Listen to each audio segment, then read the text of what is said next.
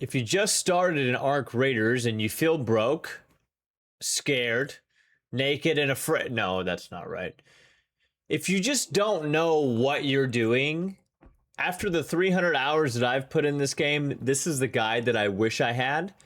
And here's my top 10 best tips for any beginner in Arc Raiders.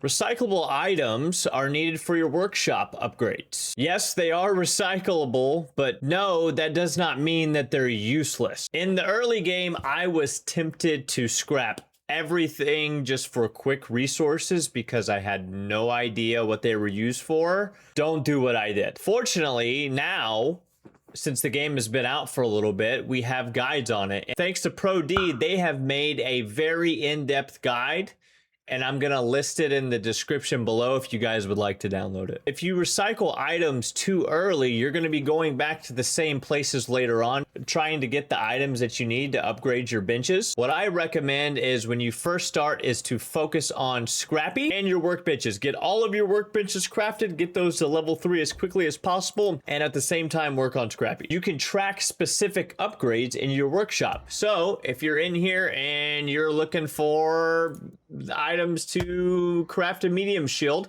all you need to do is hit this button here.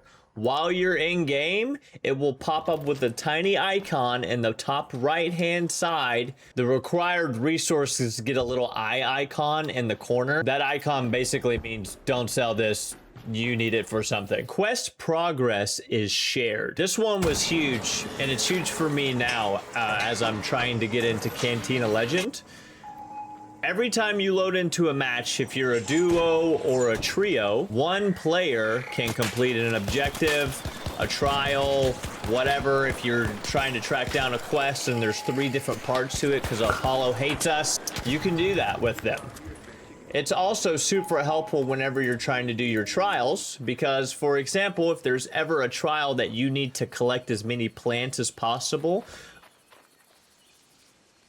go into a 2x event, whether that be a night raid or electromagnetic storm, and your entire team just splits up, goes around the map, and collects all the plants that are needed, and you guys can all just meet up at the end and extract together. Arc enemies don't finish you. When you're down, arc enemies don't shoot you any longer. So if you're on an extract and you get down by an arc enemy, don't worry, you can still pull the extraction lever and extract with your team, or if you're in solo, you can extract by yourself.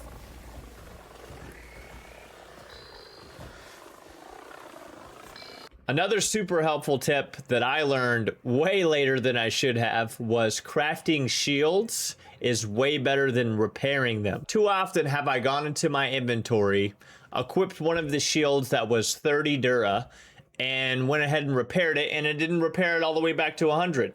Instead, what you want to do is right click if you're on PC, hit the recycle button, get the resources, go into your gear bench, and craft a new one. It is going to be cheaper than just repairing your shield every single time. Always, always, always heal your health before your shield. All your shield does is reduce incoming damage. If you're 10 health and your shield is max, you will die much faster than the latter. So if you always heal your whites first.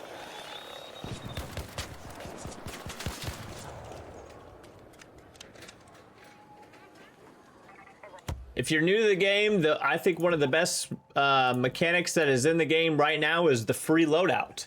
If you go in with a free loadout, you're going to get this augment every single time. Whenever you leave the raid and come back, do not sell your free loadout augment. It's worth only 100 coins anyways. Instead, go into your clinic, go over to Lance right here, and trade it in for a looting MK1, a tactical MK1, a combat MK1. If you want to sell those afterwards, you can.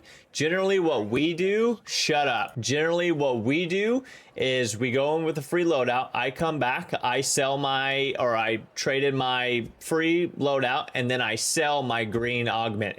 It's worth infinitely more money. Realistically, you should be using MK2 or MK3 anyways, but if you've just started out, you only have the option to use the MK1.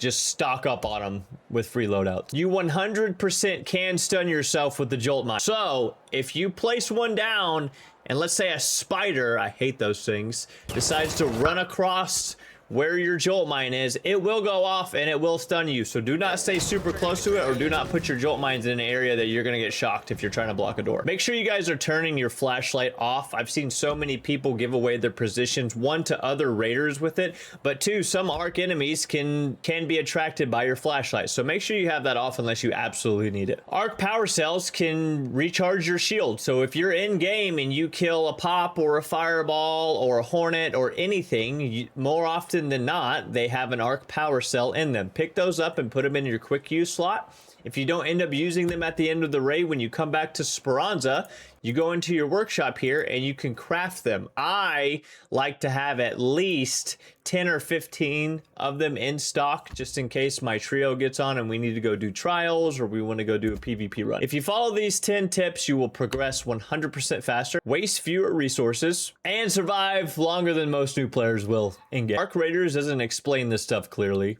but now you know. If this helped, drop a like and comment down below and let me know what beginner tip I should focus on next.